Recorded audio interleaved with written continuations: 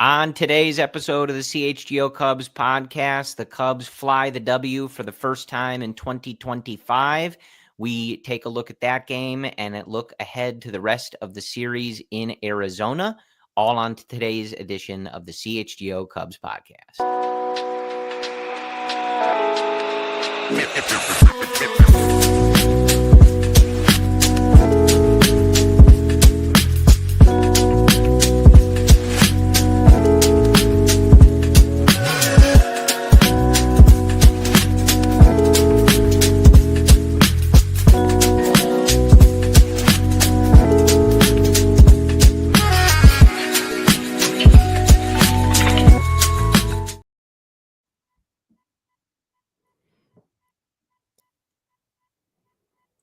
This is the CHGO Cubs podcast. My name is Corey. I am joined, as always, by Brendan.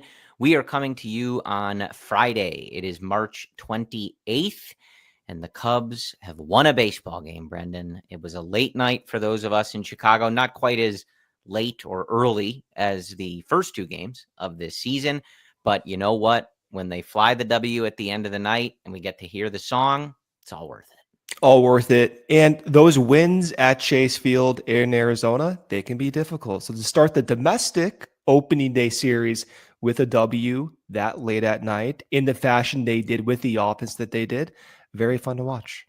Yeah, absolutely. So coming up in today's episode, in a second here, we have some housekeeping. Just want to keep you guys updated on some stuff. But we are going to talk about that first win, talk about Justin Steele's performance and how it sets him up for the rest of the season, what we're seeing from Miguel Amaya, even just through 3 games to start this 2025 season, and how it is kind of a continuation of what we saw from him in the second half of 2024. We'll talk about the lineup. We'll talk about how good it feels to see Kyle Tucker in Chicago Cubs blue every night, swinging the bat, making plays in the outfield. We'll talk about the bullpen usage, even just through these first 3 games, especially on Thursday night in the Cubs' first win. We'll talk about all of that. We'll set up the series for the rest of this weekend in Arizona. Obviously, 3 more games to play, and look forward to the rest of the season. But Brendan, just quick housekeeping. I do want to let everybody know you and I are going to be on Thursday nights going forward. We're going to go live either in the evening if the Cubs have played earlier in the day, or if they have a night game, we'll go live after those games, do a live post-game show. And that is where you can find us. Of course, we'll always be on your podcast feeds, etc. But I know some of you got used to us on Sundays during the seasons. We are moving to Thursdays. And sometimes people wonder, whatever, that was our call, just in case anybody is curious. We're not being made to do anything. That was my call. This was Dr. Brendan Miller's call. So take it up with him. Also, want to welcome you all. If you're watching this on the new CHGO Cubs YouTube page, we do now have a CHGO Cubs exclusive YouTube page, just Cubs, all the time. We love our other teams at CHGO, but I know there's a lot of folks like myself, admittedly, who are Cubs fans first and foremost. So check it out, YouTube, CHGO Cubs, subscribe, follow along, and we'll have you for the whole season. Let's get into that W, Brendan. It was very nice. Obviously, those first 2 games against the Dodgers, not how any of us wanted to start the season, but we're back. It's opening day. I enjoyed, like the rest of the baseball watching community, the MLB TV outage conveniently at the beginning of the day as the season was started. I was like, this is really on point for kind of Baseball's where this league is at sometimes. Yeah. But really nice win, all things considered. I think obviously it got a little closer than you'd like at the end. I think Nate Pearson probably wishes he had that outing back, but he got out of it. The Cubs end up winning. I think the first thing I want to talk about, Brendan, is the performance from Justin Steele, because obviously he's the first starting pitcher that we have 2 looks at now in this season. Of course, we've talked about it. Everybody's made a lot about the trip to Japan, what that takes out of the players, the early ramp up, etc. So I don't want to focus on that anymore. We've covered it. We're here. And, if we see some lingering effects, we see some lingering effects, but they're here, they're playing. The 160 game grind has begun and they are on it. I thought Justin Steele looked really good on Thursday night. I think I tweeted this. I know a lot of people, I'm sure, had this same thought. I don't think just because I love John Lester, this was a particularly unique thought. Oh, do you? But that felt like a start that we saw from John Lester a lot over the years, where he did not have his best stuff. He was battling his command. I know JD and Boog even pointed out kind of the body language from Justin Steele early, frustration, not hitting his spots, et cetera, et cetera. And to dial in, lock in, grind it out, give your team 5 innings and keep that offense. At the time, they did not have 10 runs. Keep them in a winnable game. That's what takes a really good pitcher to that next level, Brendan, when you don't have your ace level stuff and you got to grind it out and keep your team in the game. Yeah, he threw 77 pitches against the Diamondbacks. I was texting you early on in the game. I was surprised to see how he started that game. In his first 20 pitches, he only threw 3 sliders. And this is someone who threw a slider almost 30 to 40% of his outings last year. As a substitute, he was throwing more curveballs, sinkers, and changeups.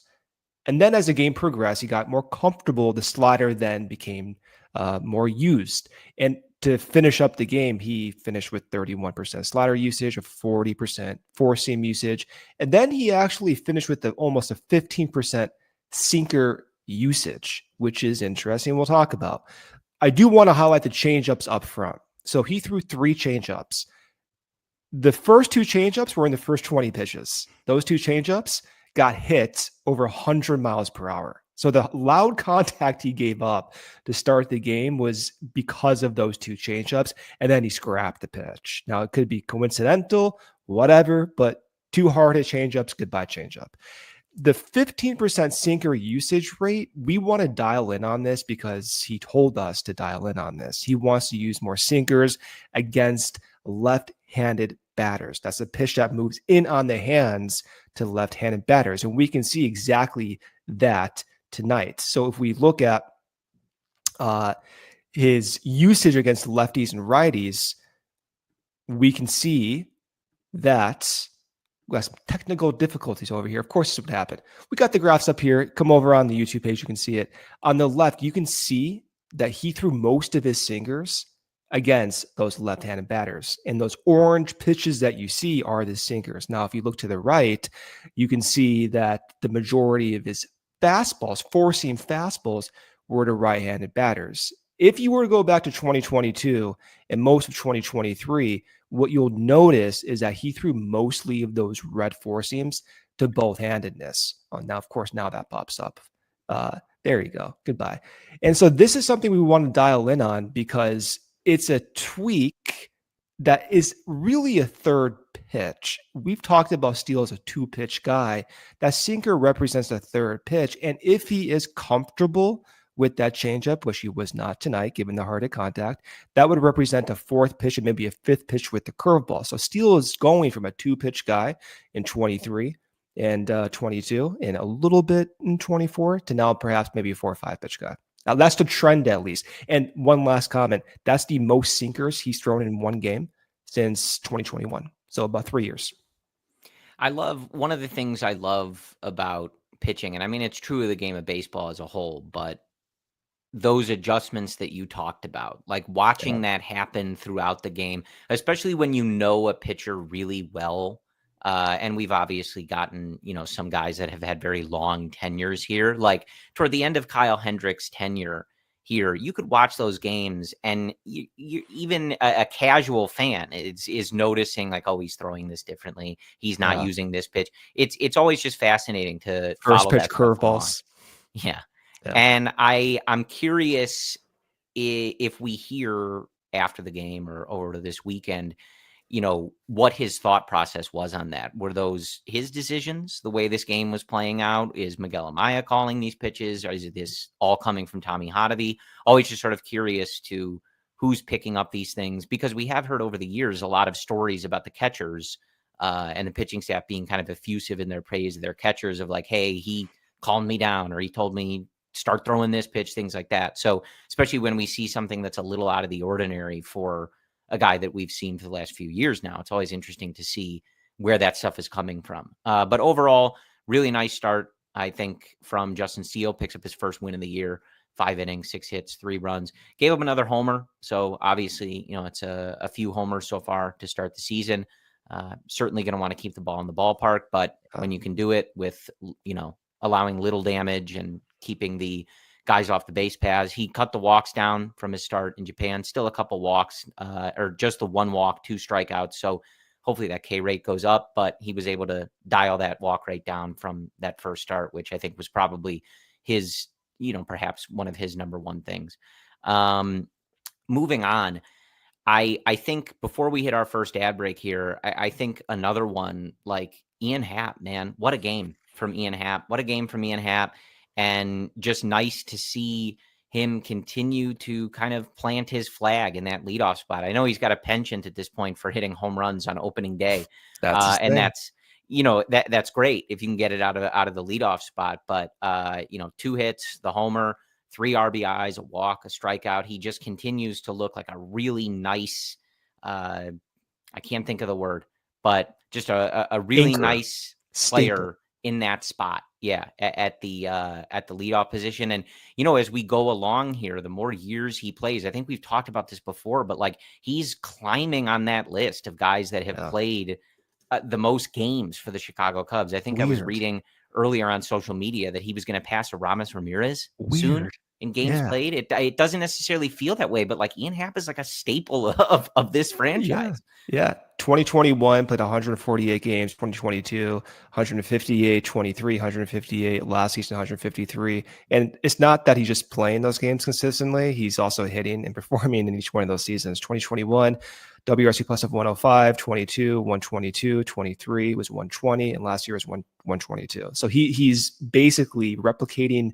every season in close to 600 plate appearance samples for the past 4 years. It is what you would see from those mid 2000s to late 2000s Cubs guys. And it's crazy to see that even when Markey was showing the flashback to their previous opening day in Arizona in 2005, it doesn't seem that long ago, but seeing those Aramis Ramirez highlights, the Big Z highlights, Ian Happ is entering that territory, if not already in that territory. And it does make you realize how fleeting time is and how consistent he has been. I remember when you and I were talking about Ian Happ in 2017, and you always pointed to this with the first spring training video he had where he was very enthusiastic about wanting to play every position and wanting to help out in any single way possible. And to see the maturity over the years, we're talking about him in the same light of consistent playing time with Aramis Ramirez. Reading out those consistent numbers is pretty surreal, and it does make you appreciate just how good he's been.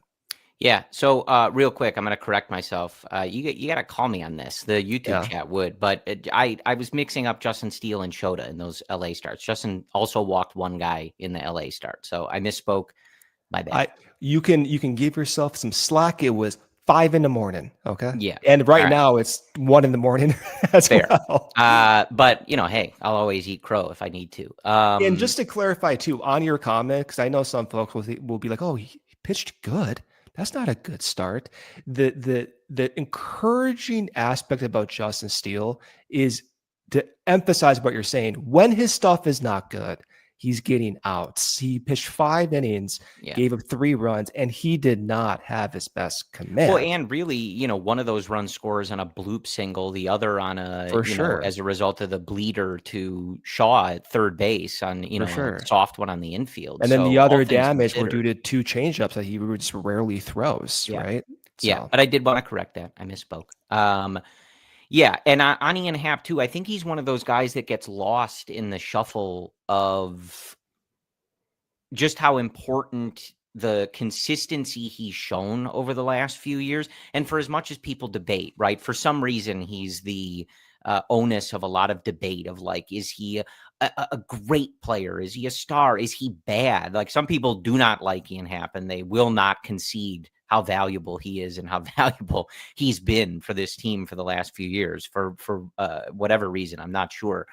But his consistency, especially now that he's at the top of this lineup, is so important. We focus on Kyle Tucker, we focus on PCA's development, or we focus on Saya and, the period last year that he had where he was one of the top, 10 or 15 hitters in the league. But Happ just continuing to be this guy, a guy that gets on base, has, 20 something homer pop, and it plays Gold Glove defense in left field. It's extremely important that he's been able to maintain that level of consistency. And I think it really has gone under the radar. It has gone under the radar, especially the veteran leadership that he's been providing. Listen to how Crow-Armstrong talks about Ian Happ. Even listen to how Dansby Swanson talks about Ian Happ, despite them both being the same age. Ian is always talked about as consistent. If he's in a slump or if he's 10 for his last 15, you can't tell. And that consistent approach is educational, as Pete would say or hint at, for young guys coming up. And even someone like Matt Shaw, who early on, there might be some highs, might be some lows, will be a great mentor for Shaw to have in Ian Happ.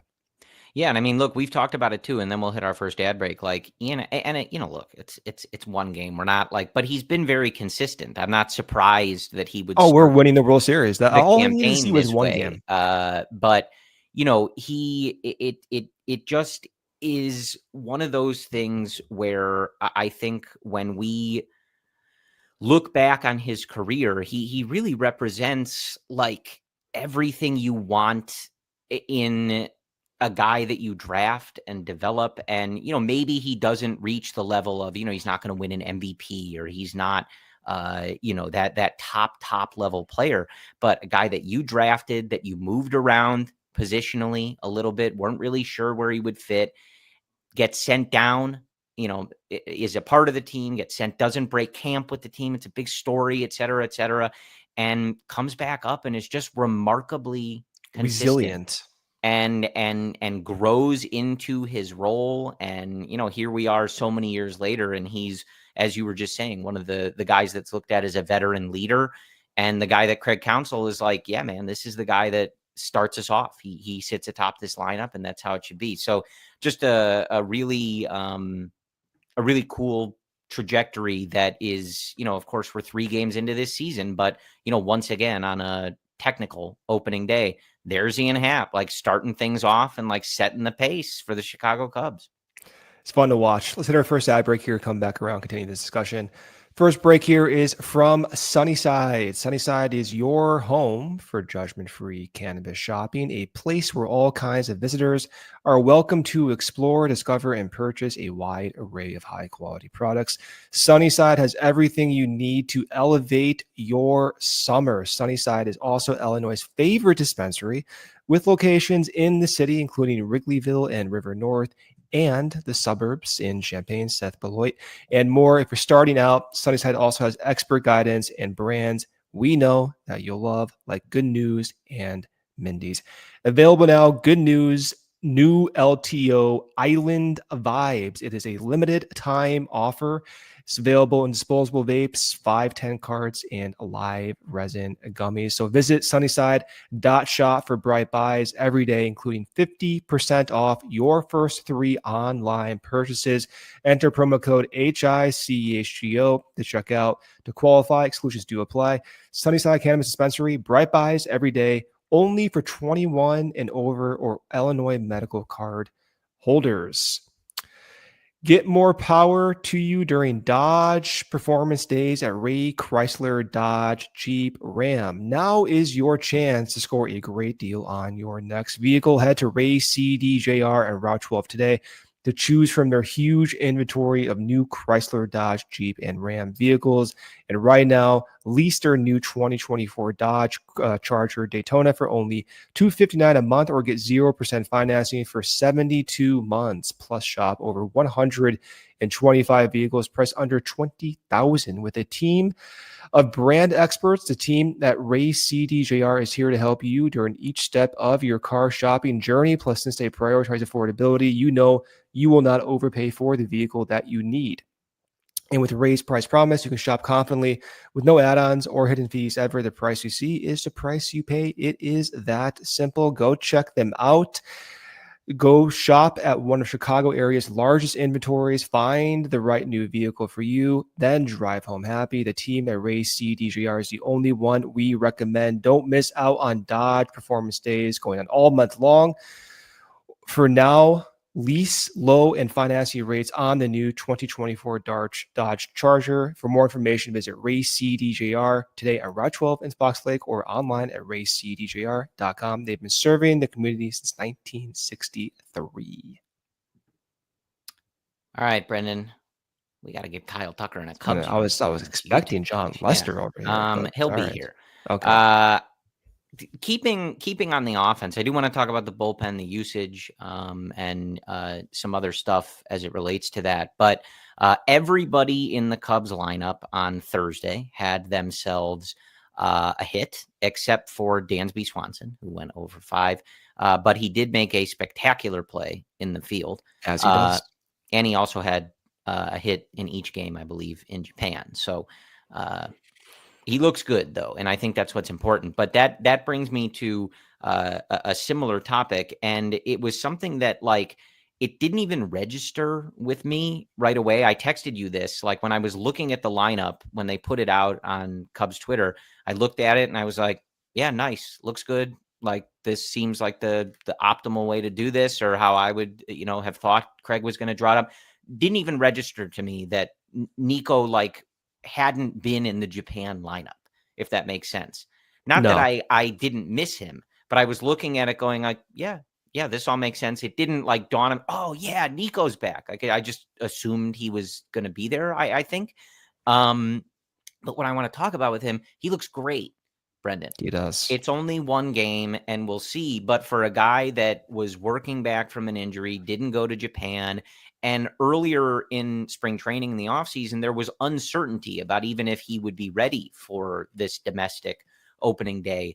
He's out there, gets himself 2 hits in, he's 2 for 4. He has an RBI. He takes a walk. He's making diving plays in the field. Just all around looked healthy. And that was one of my main takeaways from Thursday night. Was this was a player that we really were not sure. We're getting backfield Mesa footage of him taking swings and stuff. Like and 2 weeks ago. Yeah, like trying to read into does he look good? Is he healthy? Oh, he's throwing again, like that type of thing. Like I thought he looked healthy. He looked good. And I think that's really important. Another one that you kind of not forget, but just because he was dealing with the injury and you're kind of not sure when he's going to come back, to see him out there and see him looking and seemingly feeling good, that's an important step, that there's not any lost time here going forward. Really important step. And I was surprised to even see him take pitches that well, not just put the bat to the ball, but there were instances where he was laying off sliders on the outside portion of the plate that, I know it's Nico Horner. I know he's a Major League Baseball player. I know they all should be doing that, but to see it so consistently throughout the games, or the game rather, was encouraging to see. And one other highlight, and I talked to Cody on the watch along during the game, but I do want to point out, it's like we talk about Happ being a model of consistency. In his last 1,500 plate appearances, Nico has been basically a horizontal line of consistently on a year basis. I know you can look at the month-to-month blips at times, but last season there's been discourse about him being a disappointing bat. I understand why, because there's recency in his performance and it aligns with their worst months. For instance, when they were really bad in June, Nico had his worst offensive month in June. So you kind of associate those two. When he was really good, which is the second half of August and September, the Cubs were kind of fizzling out. So his performance was not really interpreted and deemed successful because the Cubs were not playing that well. But his overall output last year, identical. He had a better, first off, expected WOBA last year than the previous year by 2 decimal points. So it's basically the same. WRC plus identical. And offensive output basically identical. 2024 and 2023 were the same exact seasons, and the batted ball profile was the same exact season. So that is consistent. And for him, you pointed to the diving plays, the defense, just kind of the afterthought, like, oh yeah, Nico's back. That's the best type of baseball player, where they're kind of like boring and they kind of go like underappreciated at times, just because when they're bad, you recognize it. But when they're good, you sometimes forget. And I think Nico has fallen into that trap that when he's good, we sometimes just forget. Yeah.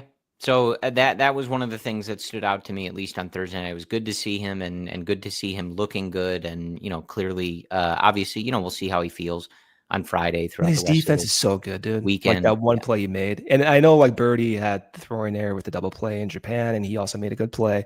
But Nico makes those plays look so seamless, dude. Like they're such difficult Well, and I mean, plays. look, it was on display. One of the things that we asked, again, one game out of 3 games, but one of the things that I mentioned when we spoke last was, in that first game against the Dodgers, not being the team that was winning on the margins in those little extra areas. You made more errors, you're making more mistakes, et cetera, et cetera. You're not taking advantage of walks, et cetera, et cetera. This first game against Arizona, you felt much more like, okay, Arizona is the one making an error. They didn't call, the Miguel Amaya, the one to center, is not an error. It's a hard hit ball, guys making a dive, but they didn't make that play. That's one of those extra outs that like PCA is catching that ball. Well, Kyle PCA is Tucker, catching that ball with PCA is underneath standing. it. Yeah, right. Yeah. PCA is doing his, the thing where he's not even looking at the ball. That's going to make us all nervous for the rest of our lives. But Not me. okay. Not me. Yeah. No, well, and that's kind of the bigger point I was making is like the ball is hit to Dansby, Nico, and especially PCA. And I mean, even Kyle Tucker in right field, that sinking line drive that he came in and caught. Yeah. You and I were texting about it. Like it's not a dig on Seiya to say like, I don't know if Seiya catches that. Like Kyle Tucker's a really good. It's kind of a dig. Kyle Tucker's I'm praising Kyle Tucker. But when the ball is hit to center field, man, have you ever in your life felt more confident? I don't even need to look at the TV. If it's anywhere near center field, yeah, he's catching it. Honestly, never in my life. It's such a great. It's the same feeling I have. Yeah, it's the same feeling I have whenever there's a ball hit to Dansby. Like you just know it's going to be caught. Like this is out. It's just now. And I remember when I was watching the Braves growing up. This is mid 2000s, early 2000s. I was enthralled by Andrew Jones, the way he would catch fly balls. I'm like, this guy over here is making this look so easy. And I get those Andrew Jones vibes from PCA, just the way he catches a baseball. That's just it. It's just so effortless. I love it. It's so effortless. Yeah. And speaking of things we take for granted, but like there are times where when they do the kind of like pulled back view, I'm like, I'm not even appreciating how much ground he's covering. He makes them look like easy catches, and he's covering half the field. Even the base hits where he cuts them off in the gaps and keeps them at second base or first base if they're not turning the bases. Crazy. Yeah, I mean that even the first hit of the game on Thursday was that's what I was thinking. Yeah.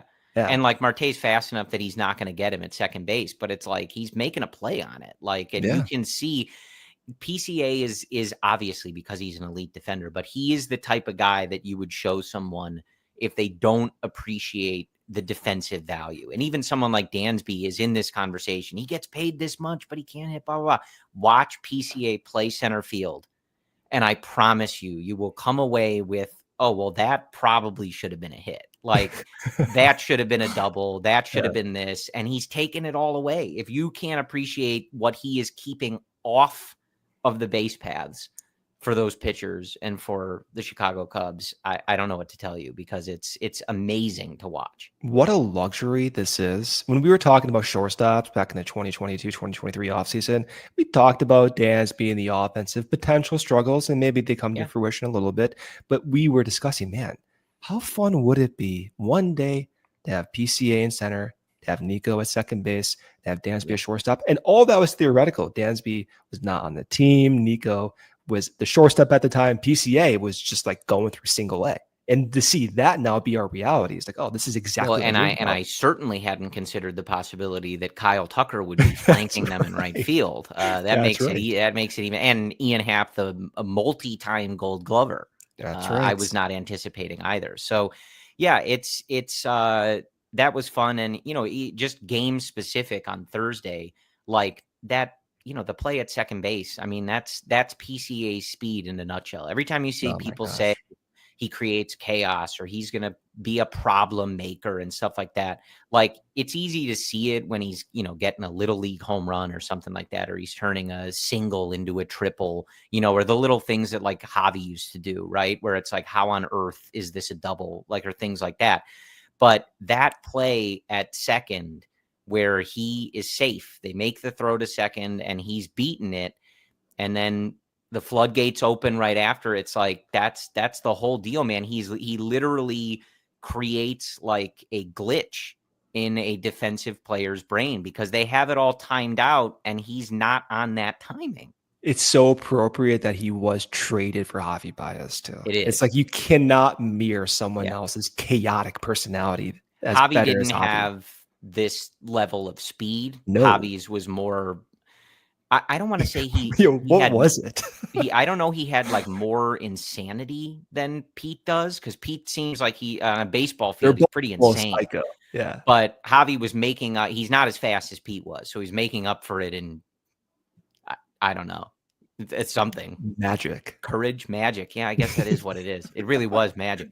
Yeah. But it is fitting. But just like that one was such a good example of like, this guy creates problems. And obviously, he needs to continue making those strides with the bat. But when you see stuff like that, you see the defense he's playing, you see the confusion and the forcing errors basically on the defense, you start to really understand like this guy's floor is so high. Oh if my he can gosh. really dial in on his good habits at the plate, listen to these coaches and like just hone in on what he's good at the plate.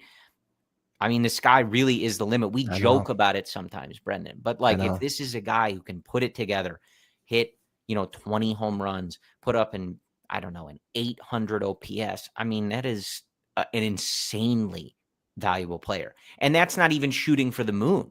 That's like, okay, he put it together. He's a solid hitter at the plate. Like it's very exciting to watch. And I'm very excited to watch the continuance of his growth. And it was cool, at least in just the one game we have here in Arizona, to see like this guy just causes problems for the other team. Like he is a nightmare. If you're talking, you think back to like Game 7 of the 2016 World Series, which Chicago Cubs won, correct, by the way, making them the World Series champions. Correct. You think about like playing in a game like that where everything is so tight, you're in extra innings, leads are going back and forth. He is the worst person you can see if you were an opposing team, because he's the type of player. I remember it, Brendan. It reminds me of how I felt, and this is anecdotal, right? Like I'm not looking at his sprint speed or anything like that. But I remember when we were younger, you and I are a similar age, when Scott Podsednik was on the Brewers. Yeah. And he like first was coming up and doing his thing with the Brewers. I remember the feeling of like, oh man, if he gets on base, like we're screwed. Yeah. Because he's going to steal and he's going to score. This is what happens. He's so fast. Nobody throws him out and whatever.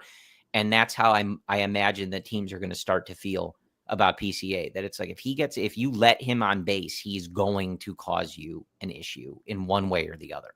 Yeah. I'll hit the ad break here in like, a minute or so. But remember when Pete was in Arizona in late 2023, swinging and whiffing at high fastballs. Yeah.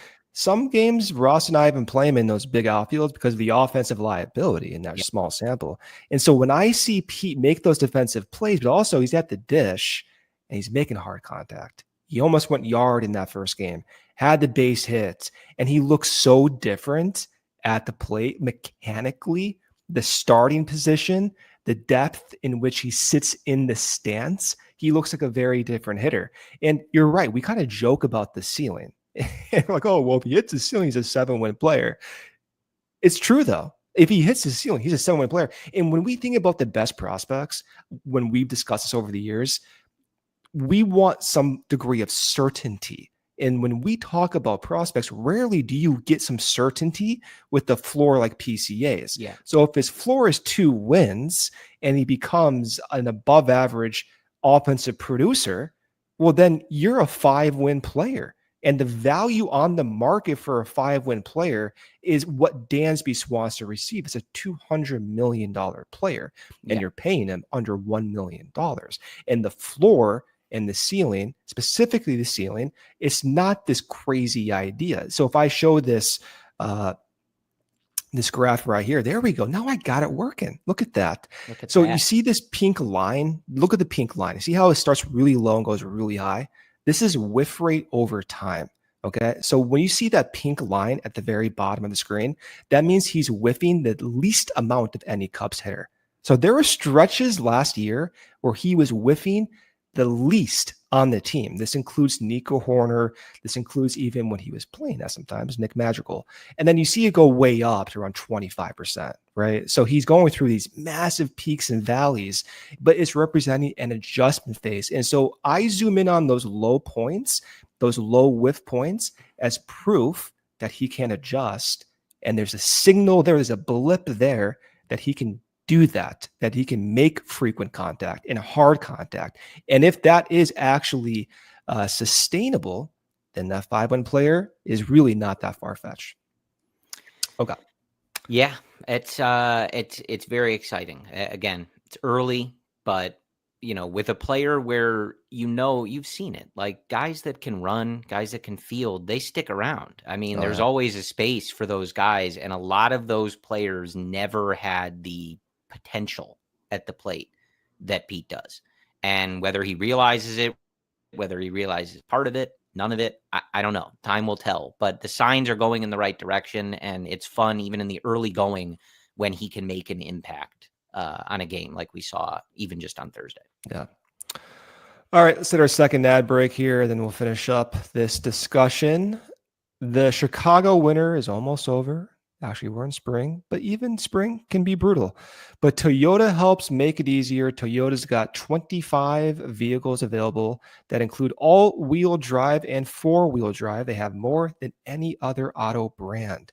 If you're headed to the big game, the spacious Grand Highlander is the perfect ride with all-wheel drive to help keep you and your family and friends safe. They have more than any other auto brand, so you can bring the action, and Toyota will bring the traction.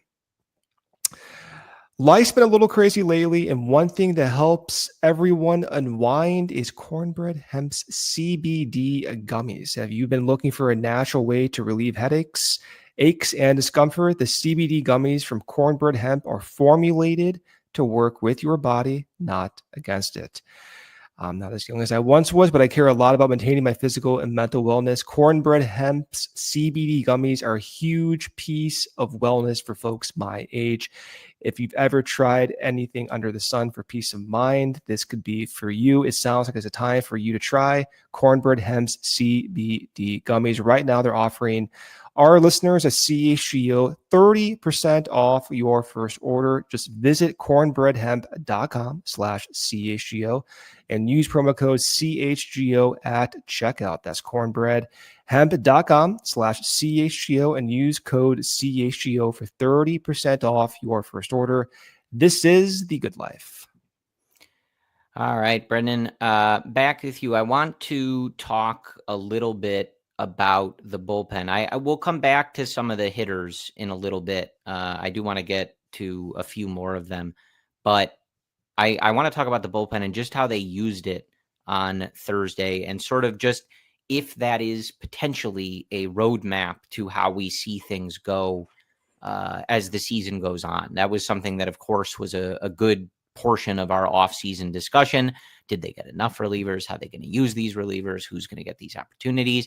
And I think perhaps we get an insight into Craig Counsell's plan, at least to start the first plan. It won't be the last. It won't be, it'll be probably one in a long line, unfortunately, of best laid plans that they have for this pitching staff. But on Thursday, we see Justin Steele, and then Nate Pearson comes in with an 8-3 lead. Obviously not an outing that Nate Pearson is going to be particularly happy with. Got to pump strikes when you're up 8-3. I know it's early. The Japan thing, I'm sure, messed with rhythm and ramp up and whatever, But when you're up 8-3, especially on the road, like just pump strikes, man. Like you can't be walking guys. You can't let them score a run without getting a hit when you're up 8-3, which is what happened there. So then Caleb Tealbar comes in, nice clean inning for him. And then I think, like, at least for me, we sort of figured this was going to be the case, but the real, like, okay, let's get a look at what's going to happen. It's 8-5 in the 8th inning. Porter Hodge comes in the 9th inning. The Cubs increase the lead beyond a save situation, but then it is indeed Ryan Presley who gets that opportunity. And I was texting you. I think, especially given the ramp up and some guys probably not being where they want to be, my guess is that once Presley was getting up, if it was a save opportunity, didn't matter if the Cubs put up a couple more runs. Craig wanted to get the win, wanted to get Presley in there, and just didn't want to take any chances there. Yeah. The roadmap is a key to Craig Counsell's thinking process in the first game. If we look at how they were used, especially Pearson, I believe Pearson's probably in that mid tier. It's kind of obvious to say, but I specifically think Pearson's in that mid tier for right-handed batting centric portions of the lineup.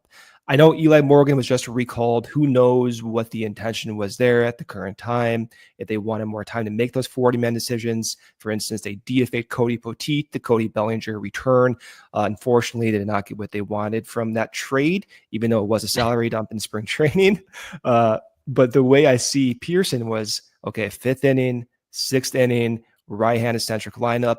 If the D-backs had a dominant lefty portion of their lineup, let's say 3, 4, 5 consecutive lefties, we probably would have seen Eli Morgan there. The reason being Eli Morgan has that changeup that evades left-handed barrels, whereas Nate Pearson has more of that sharp breaking pitch that evades right-handed barrels. After that, I think Merriweather's probably in that high territory right now. That's the way I would guess. Yeah. Especially because he was being warmed up when Pearson started to struggle. So to me, that indicates a hierarchy. I don't know if this is true or not, but I'm just interpreting this in just one game. Yeah.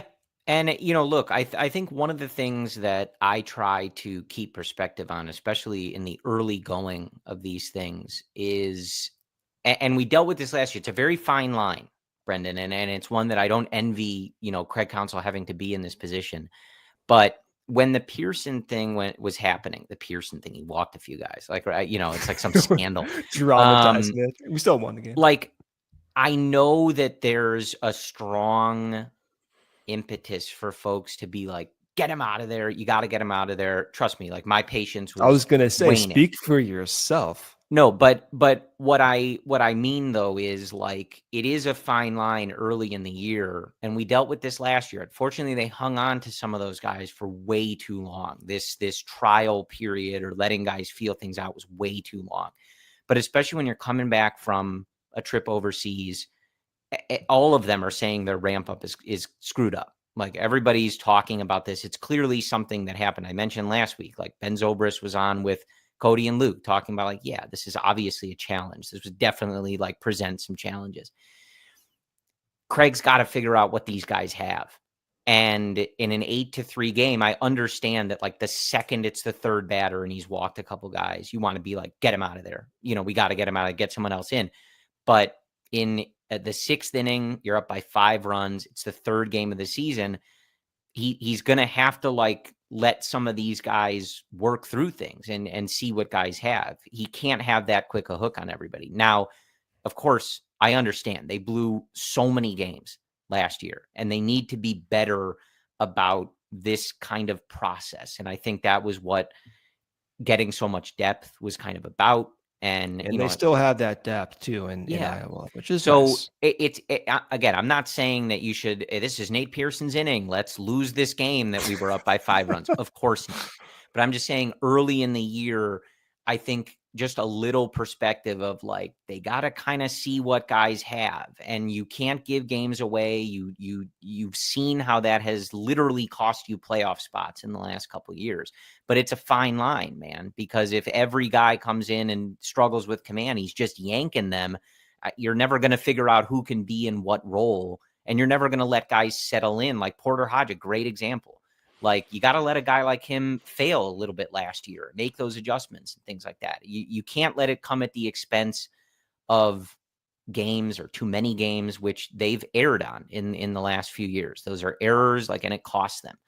But got to kind of like play around with this stuff, man. Like, you got to see what guys have. You got to see if they respond to the challenge a little bit. So I know that was like a little uncomfortable, that 6th inning, but I'm It glad that, was. he worked through it It and, was. hopefully can be better for it. The AAA roster too, let's say it's May. Nate Pearson has options. He can go back down. Let's say Phil Bickford is showing promise. Okay, let's find some room for Phil Bickford, maybe DFA someone else. I don't know, get him on 40 man, and let's give him a shot. But it's also not just Phil Bickford. It's just one example of a depth piece likely to not produce value, but it's nevertheless one depth piece. Chris Flexen is another possibility. Ben Heller, when he's healthy, is a possibility. Cade Horton is a possibility. Luke Little is healthy, by the way, relatively healthy. He will not be on the injured list in Iowa, so he will be active on day one for Iowa.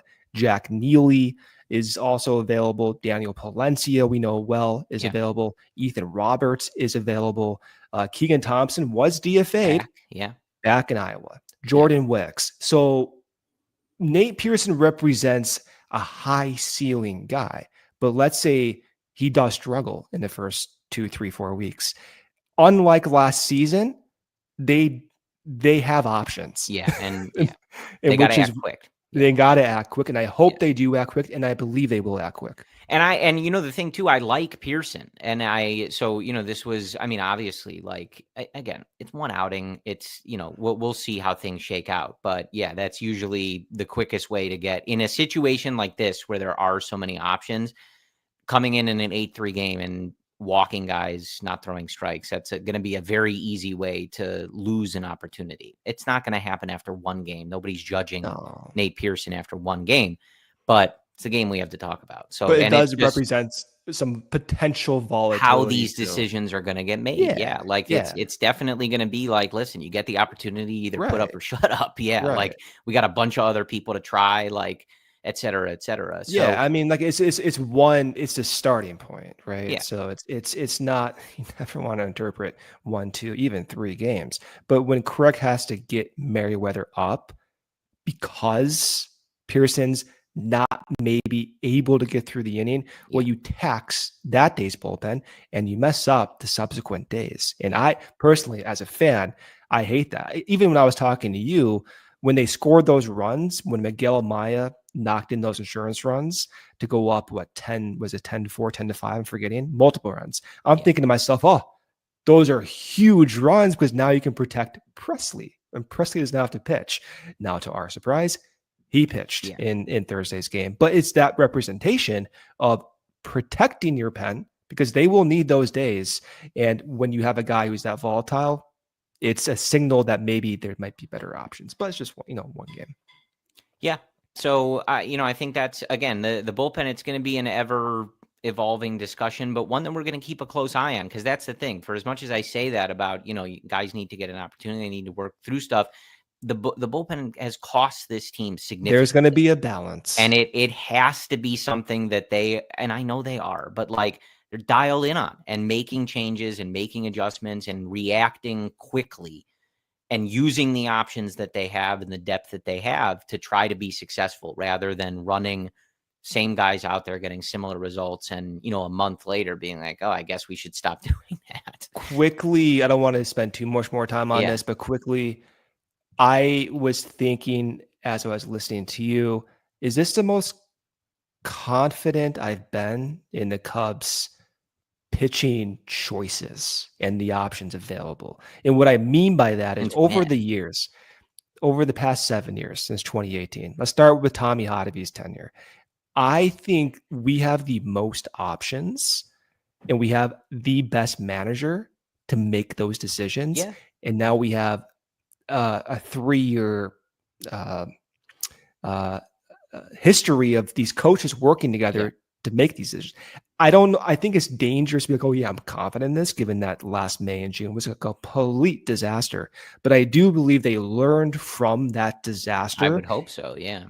But we're seeing it. The amount of depth they have Yeah. is unfamiliar in a good way. Yeah, I mean, as we talked about all offseason, I wish they had gotten, more at the top and, really loaded up that bullpen. But I do think, yeah, they've They tried. presented, I think, Craig an opportunity to do what he did so successfully in Milwaukee. And I hope that we're living in a world where come August or whatever, the rest of the NL Central is is asking who the hell is Caleb Thielbar and Yeah. why nobody hit him, like, Or even better yet, this Ben Heller guy, he yeah. sucked for Pittsburgh. So What the yeah, hell's going I on hope here? so. It's like the Cubs are Yeah. bringing up these guys I never heard of, and they're all Right. nobody can hit them. Yeah. Right. So that's the hope. So we'll I see hope if it. Colin Ray is shutting out Milwaukee in August as he did for when he was with A Milwaukee for lot the of these Cubs. guys owe us, Brendan. They Like, do. yeah, They do. you've I been want the Brian bane of my Hudson back on his existence at team. some point in my life. You owe me like a solid season here.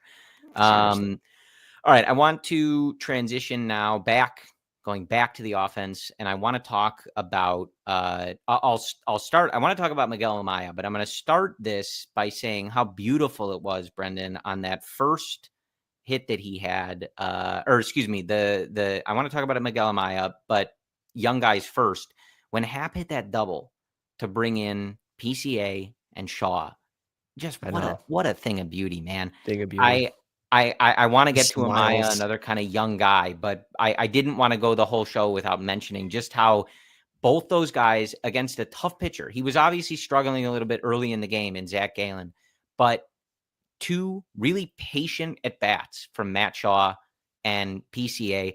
And it's Yeah. the type of thing where it's like, listen, like guy, clearly fighting his command. So is Justin Steele out there, but But with good don't stuff too. yeah, but don't give in to him. It's a Exactly. great pitcher. He doesn't need any help. And Matt Shaw and PCA and those early at bats, they let him throw balls. They had good takes. They got on base. And watching them both come around the bases, as we talked about, on a hit from the kind of like new consummate Chicago Cub, right? Like it all just felt very nice. There was something I was like, this is Right. nice. I like this. Yeah. Let's see how the next 3 games go too. But just to piggyback off that thought, Yeah. and you have Kyle Tucker coming in behind Ian Happ, and he just muscles went out to center field because Yeah. he's so strong. And Yeah. that was a good pitch that Gallen made. And it's like, all right, well, he's struggling, but even when Gallen's making good pitches, now our superstar hitters muscling out there, knocking in that third run. So that was fun to watch. But I do want to talk about Miguel Amaya. Miguel Amaya had another nice game on Thursday.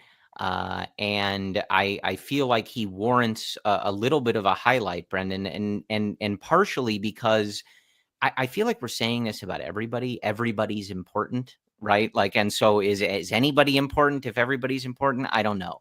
Ooh. But the catcher position is one that they've obviously struggled a bit with and how to deal with since they let Wilson go.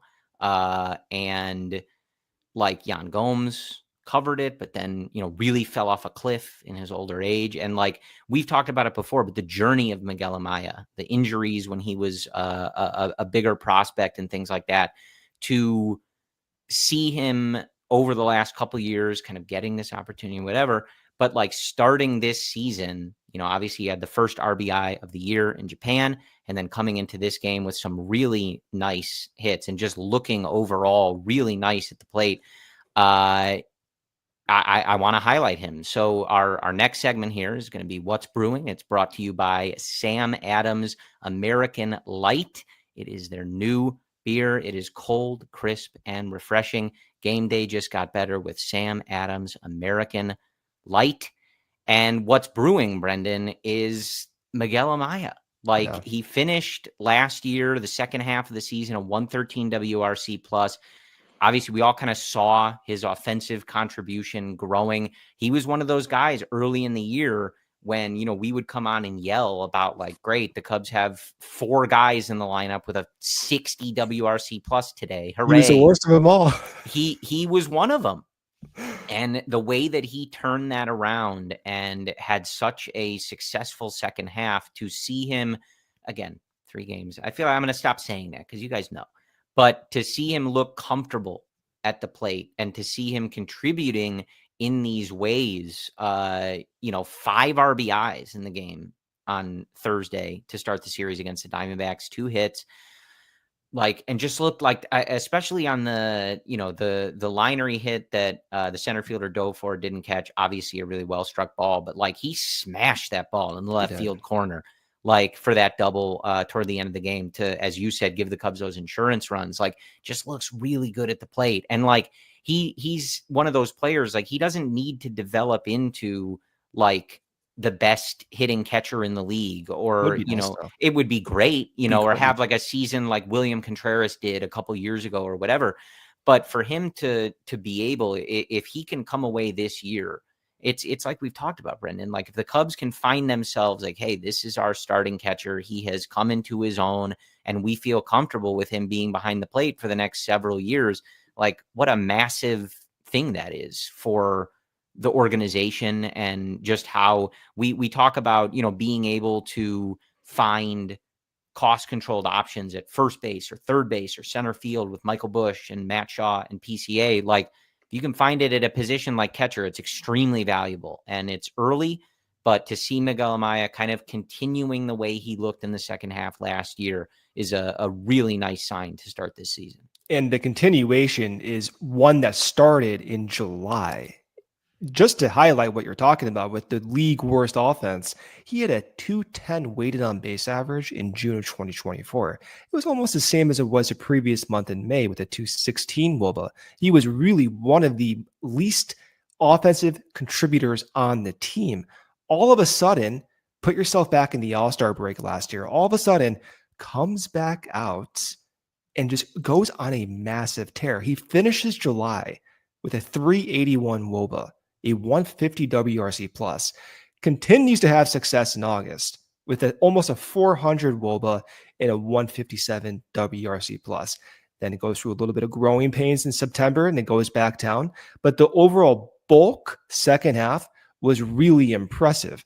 And I think what happened in July is still what we're seeing today. And that specific change is to just his pre-pitch cues or his pre-pitch mechanics. And this is something you'll hear Dustin Kelly talk about. And for Miguel Amaya, think about what he looked like in June. Had a little bit of not a massive, but he had a leg stride, a step in the bucket type leg stride. He eliminated that.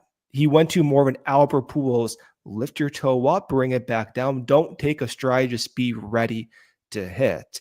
Visually, when you look at what that translated to in July and August and September, it was a more of an upright stance, but one that was with conviction, and he was hitting the ball really well. That's continuing today, but he also looks a little bit deeper in his stance. His stance actually looks a little bit widened. And what does this actually look like if you want to put a metric to it? How do you quantify this change? Think of conviction. Think of accessibility to your athleticism. What ends up happening when you hit for more power naturally is your swing is longer. You're more convicted. The sword swing, we're going like this. It's a short swing. You can quantify that now. And let's look at what it was like for Miguel Amaya. So in blue is Miguel Amaya's swing length. Anything lower on this graph means you have a shorter swing. In red is Nico Horner's swing length. First observation, Nico is a horizontal line, does not deviate throughout the entire season. It models consistency. The blue dip that you see is Miguel Amaya's swing length going down over time. And this to me represents a lack of conviction, an inaccessibility to your athleticism. See that gray horizontal line in between July and August? That's when he made the change. All of a sudden, swing length goes up, keeps going up, keeps going up, keeps going up, power goes up. It's accessing, again, to ride this home, his athleticism.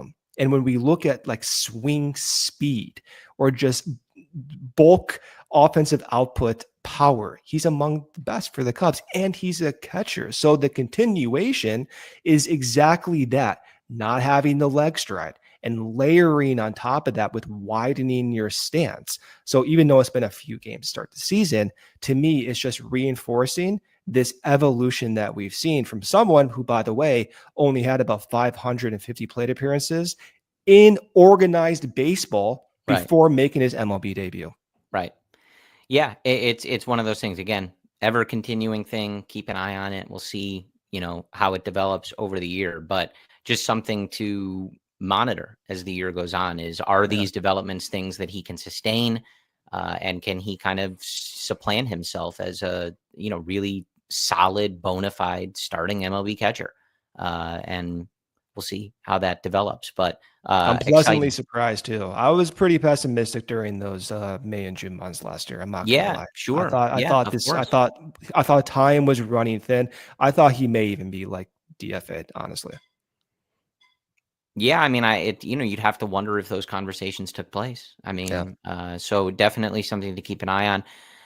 As we wrap here, just looking at the probables for the weekend series.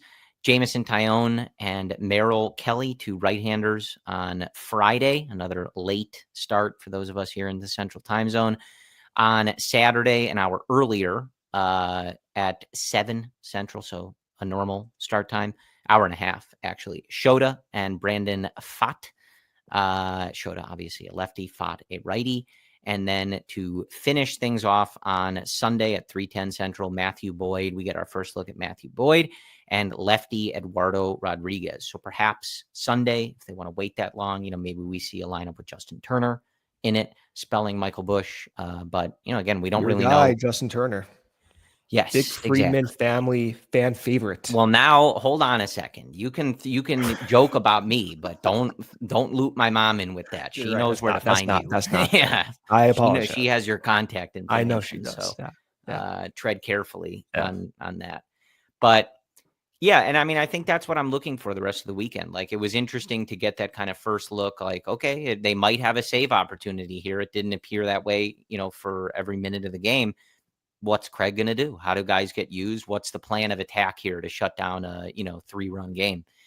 And then just seeing what those lineups look like. Do we see Justin Turner before that? Does Michael Busch play every game of this series? Does Seiya get in the outfield at all? Is Matt Shaw playing third base in all these games? Do we see, the spring training wonder Gage Workman at all in there? Tater. Yeah. Yeah. So, that's really what I'm looking for. I mean, obviously you want to, you started the season with 2 losses. You want to get some of those back and have a nice series here in Arizona.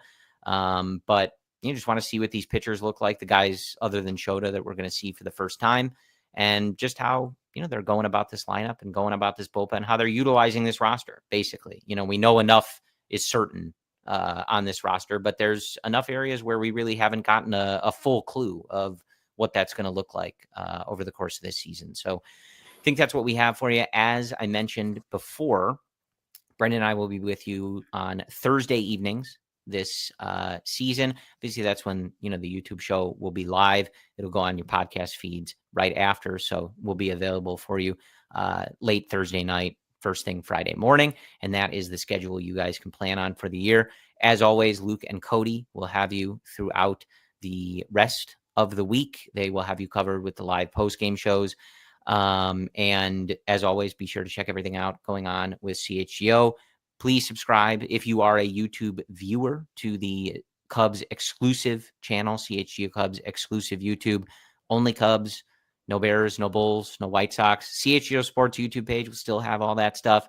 And we'll, keep you guys posted if any other teams get their own or things change. But for now, if you just want Cubs content, you can find it all at the CHGO Cubs YouTube page. Brendan and I will be back with you next Thursday. This episode of the CHGO Cubs podcast was driven by Toyota, Let's Go Places, and Bet365. Whatever the moment, it's never ordinary. Use the code CHGO365 at sign up. Brendan and I will talk to you again next Thursday.